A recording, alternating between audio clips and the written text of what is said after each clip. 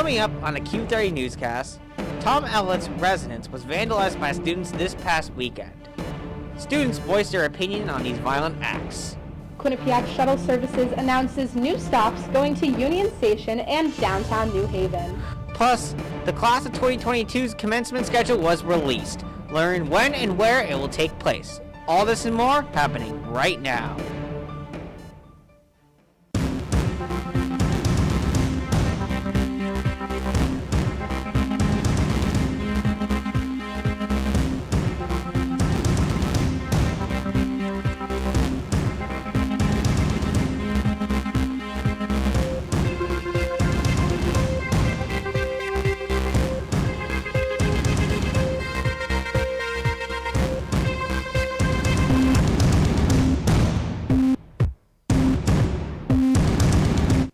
Good evening, Bobcats, and welcome to this week's newscast. I'm Matthew Juronsek. And I'm Katie Cohen. We have a lot of news to get to today, so let's get right into it.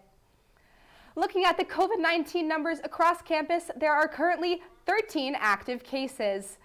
Since August 30th, there have been a total of 37 cases, with 9 confirmed cases this past week. Currently, the university has a 94.2% student vaccination rate with a 97% full-time faculty and staff vaccination rate. Looking away from Quinnipiac and turning to Hamden, the town is now seeing its COVID numbers tick upwards. Currently, Hamden is seeing an average of 13 positive cases per day, with a positivity rate of 2.4% between September 5th and September 18th. Although the statewide cases have decreased in the past 7 days, the positivity rate in Hamden has slightly increased last week. The state saw a total of 36 virus-related deaths, an increase from 31 from the previous week, bringing the state death toll to 8,483 residents. Along with Quinnipiac, nearly all colleges and universities across Connecticut are requiring the COVID-19 vaccination for its students. Many institutions are recording fewer cases in the first few weeks of the semester than the previous year. The decrease in cases has to not only do with kids being vaccinated, but has allowed schools to ease up on pandemic-related restrictions that were once imposed. Other factors have also been crucial in reducing the spread of the virus. This past week, CBS has been hosting the flu clinics on each of the Quinnipiac's 3 campuses. Those interested must have a valid university ID at the time, and advanced registration is recommended. CBS will be at the Mount Carmel campus this Tuesday and Wednesday from 10 a.m. to 5 p.m. and the York Hill campus on October 12th and 13th at the same time. To pre-register, be sure to head to Quinnipiac University's website. As summer turns to fall, this is the time where illnesses start to take shape and spread among students. And this year is no different. However, the illness raging across campus right now has symptoms similar to the common cold and strep throat, but currently cannot be diagnosed. Q30's Samantha Pirelli spoke to Christy Chase about the illness and how it is not related to COVID-19. We try to determine if it is or is not COVID. We have found that most of them are not COVID, they're not strep, and they're not flu. It's a viral illness that seems to be going around, but can present like COVID, so it can be a little bit scary. Sunday evening, Quinnipiac students received an email from President Olian regarding the vandalization of a senior administrator's on-campus residence. Eric Kerr has more on this story and reactions from students. I was shocked. Sat there in shock. We were like, why would somebody do this?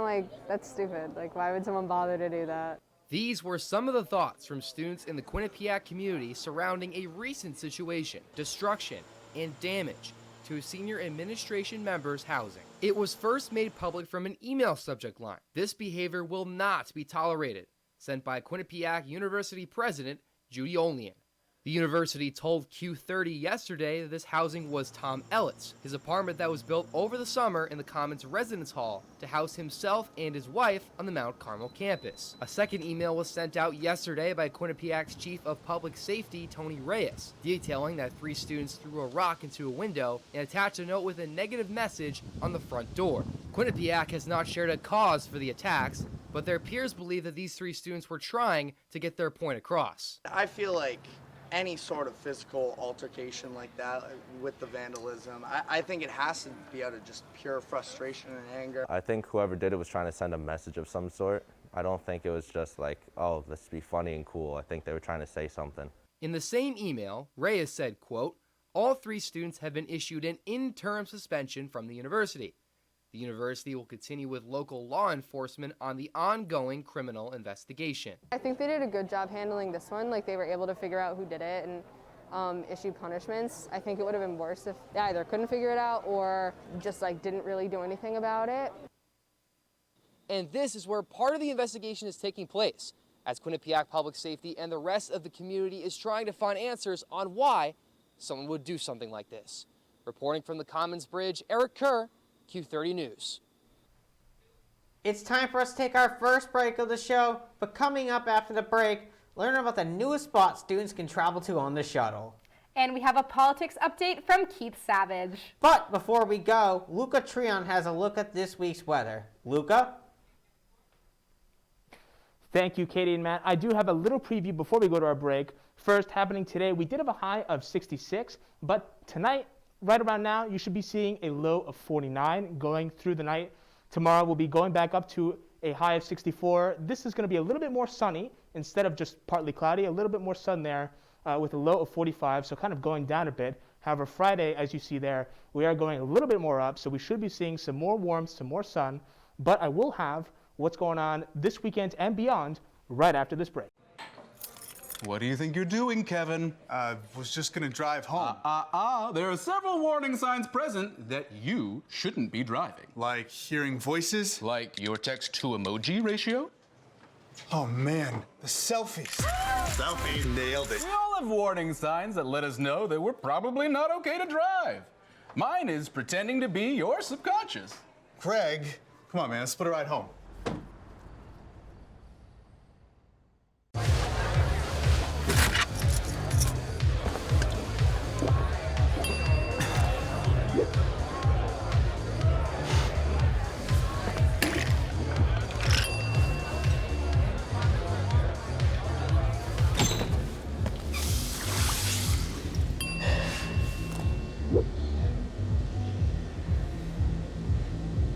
If you need to do something to feel okay to drive, you're not okay to drive. Don't drive buzzed. When we adopt a shelter pet, we discover they're a unique mix of all kinds of things. Come on, Drew, spot on this last one. There it is.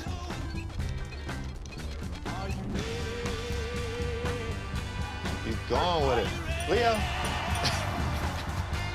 They're a little bit of a lot of things, but they're all pure love.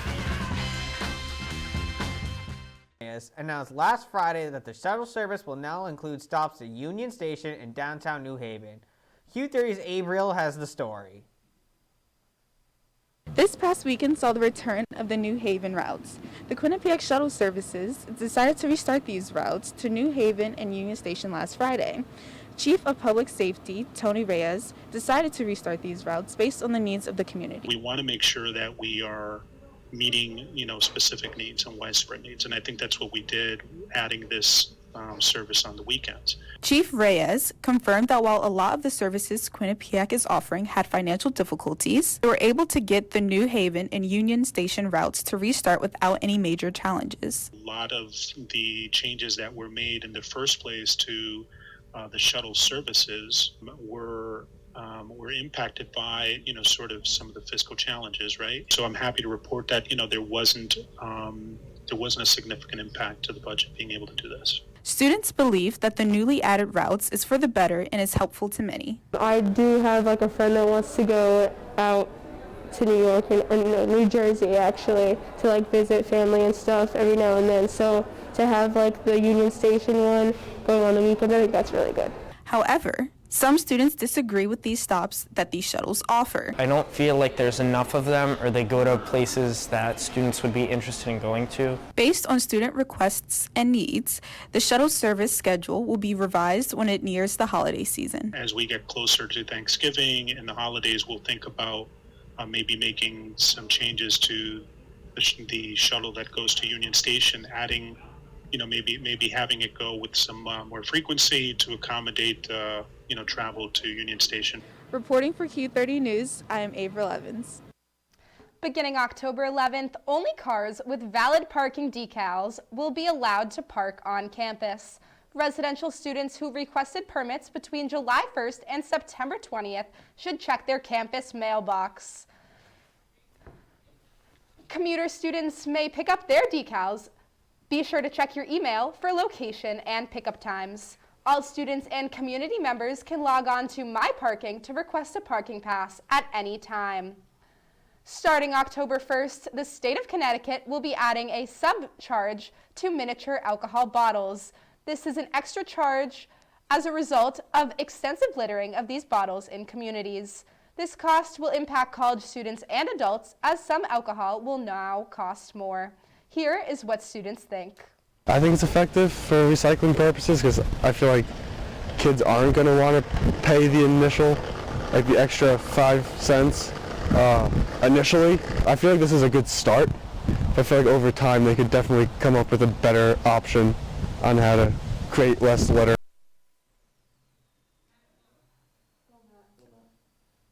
The Connecticut state voted yesterday to extend Governor Ned Lamont's emergency pandemic powers. On Monday, lawmakers met for a special debate for the extension for Governor Lamont's emergency pandemic powers. His powers were set to expire at the end of the month, but Lamont urged members of the House and Senate for him to keep up his powers through February 15, 2022. Governor Lamont uses pandemic powers to require all Connecticut state employees, childcare staff, and pre-K statewide to be vaccinated. Officials now have until October 4th to comply to this mandate. Those who do not choose to be vaccinated will be required to COVID testing on a weekly basis. The House voted on a bill this week that will determine the future of government funding. For that story and more, we bring in Keith Savage for the latest political news.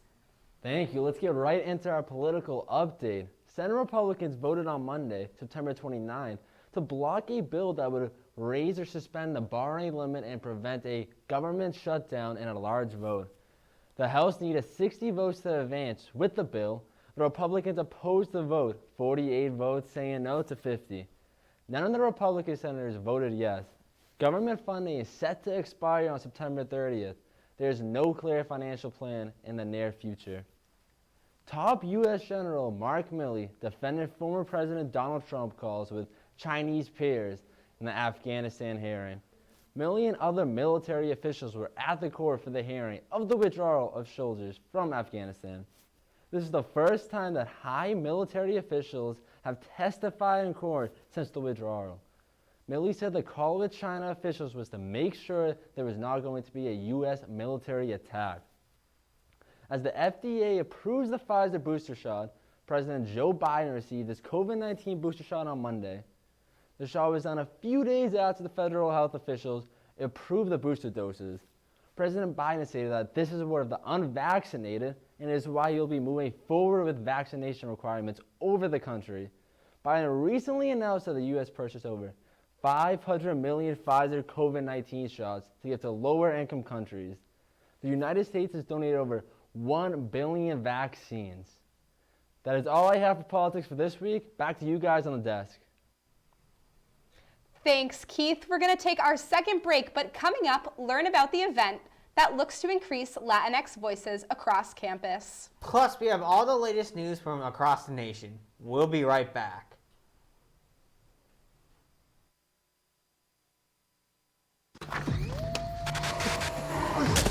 Multiple studies have shown that marijuana can slow both driver reaction and response time, which can be really dangerous.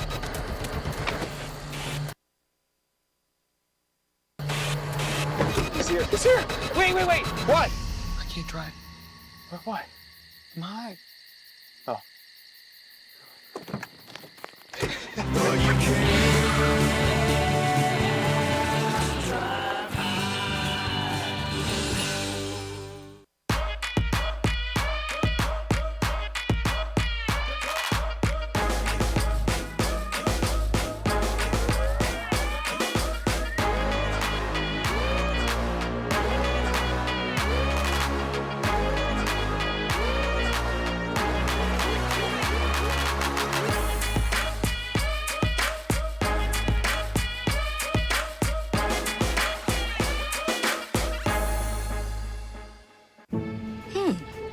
you can make retirement happen. After all, you made home ownership happen. Homeschooling yourself on loans, beefing up your credit score. So I'm pre-approved. You were like, yes! Sorry. Color coding listings, ticking boxes, and flushing every toilet in a 20-mile radius. Home sweet home. You aced house hunting. Now get the tips you need to get on track at aceyourretirement.org. Welcome back. Now, Katie, I understand that, we're officially in fall season, and, I should be having on my sweatpants and my sweatshirt, but can we at least get one more week of nice weather out of this? I agree, Matt, even though I do love sweater weather. And to look at this week's weather forecast, let's head over to Luca Triant. Luca? I love sweater weather. It's what I'm wearing when I do this, but let's get straight into what we are seeing right now today here across the state. Right here in New Haven, we have this is around 10 o'clock, a temperature of 58. Going a bit north, it is getting a little cooler. Danbury, 54, and Torrington, up there in the north, 52. Hartford, the capital, 56. And then going across the state, kind of towards the east, New London, we have 56 and 54. That's in Norwich. That's what's going on around the state. But let's see what's going on in Hamden for the next week. So, as I said during the preview today, we did see a high of 66, and that is going down tomorrow, Thursday, with a high of 64 and a low of 45 tomorrow. Friday, as I said before, it is raising, going to a high of 67 and a low of 46. Those clouds there are going to be some clouds peppering the sky, but the sun should shine more. However, as we get to Saturday, it is going to get warmer with a high of 70 and a low of 55, but we are going to be seeing those clouds. It's going to be a warning for what we're going to start seeing on Sunday, which is rain going across the next week. On Sunday, we have a high of 70, staying up there, with a low of 61. So night's highs is going to be the top of our week on Monday with a high of 72 and a low of 58. However, it is going to be raining for those next few days next week, so make sure when you go into classes on Monday and Tuesday, you are bringing a raincoat or an umbrella. And of course, it is kind of dipping a little bit lower, getting back into the fall, because that's where we are officially on Tuesday with a high of 69, going down to low 56. That's all I got for you guys. Matt and Katie, back to the desk. Thank you, Luca. The university announced earlier this week that the class of 2022 undergraduate commencement ceremonies will be taking place on Saturday, May 14th. Graduate commencements will take place the following day. The ceremonies will all take place on the Mount Carmel campus quad. Last night, Quinnipiac's Culture and Global Engagement hosted Amplifying Latinx Voices. English professor J.T. Torres read a portion of his recently released novella called Taking Flight. Quinnipiac students were also featured as guest readers at the event. We can listen to celebrating stories Latin like Heritage artfully Month. told. Applications for this year's crowdfunding event are now live. Hosted every year, the Office of Development and Alumni Affairs, this event is a Quinnipiac community-based funding platform that looks to raise funds for projects students and faculty are passionate about. It can also be used to fundraise student-organized trips, special equipment, events, and other ventures. To submit your application, be sure to visit qu.edu/crowdfunding. Quinnipiac was recently ranked one of the best national colleges and universities in the country. In a report from the U.S. World News, the university was ranked the top 45 best value schools and top 75 undergraduate engineering programs in the United States. Quinnipiac has the top 21% undergraduate nursing program and the top 28% undergraduate business programs. The article also mentioned that the university was ranked for a high graduation rate, financial resources, student engagement, and faculty and staff interacting with students. Now, Katie, there's a lot going on in the national world. Matt, I can't agree with you more, and to break it down, we bring in Alyssa Murphy.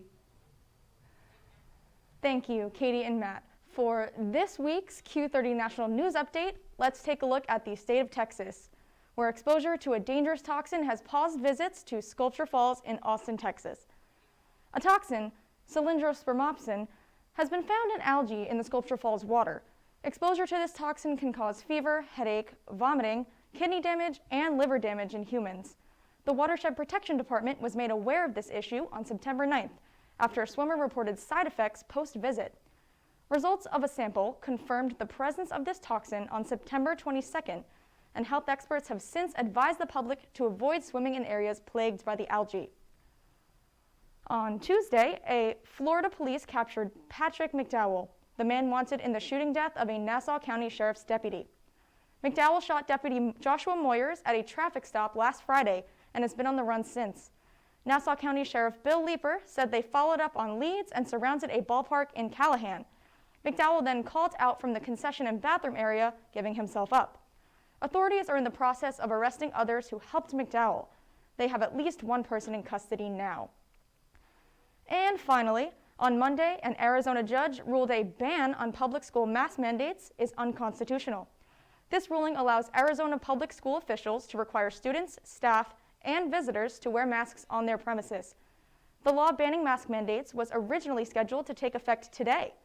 Republican Governor Doug Ducey called the decision, quote, an example of judicial overreach, end quote. Despite this, Maricopa County Superior Court Judge Catherine Cooper wrote that the law was unconstitutional and unenforceable. That is all the national highlights that I have. Back to you guys at the desk.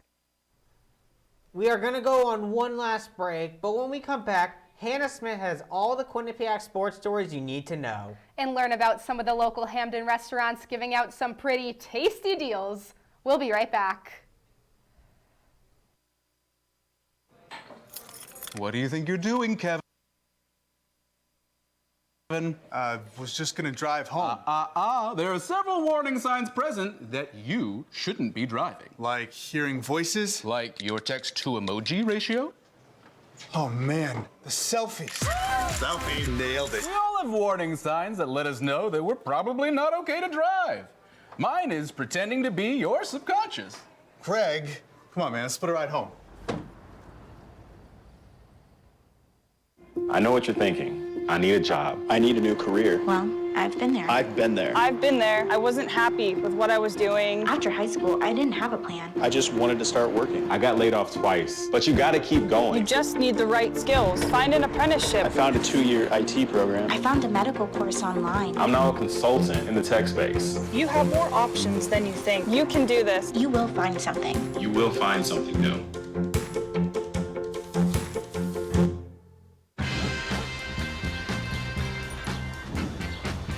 When we adopt a shelter pet, we discover they're a unique mix of all kinds of things. Come on, Jules, spot on this last one. There it is.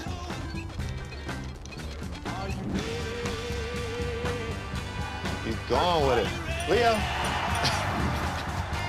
They're a little bit of a lot of things, but they're all pure love.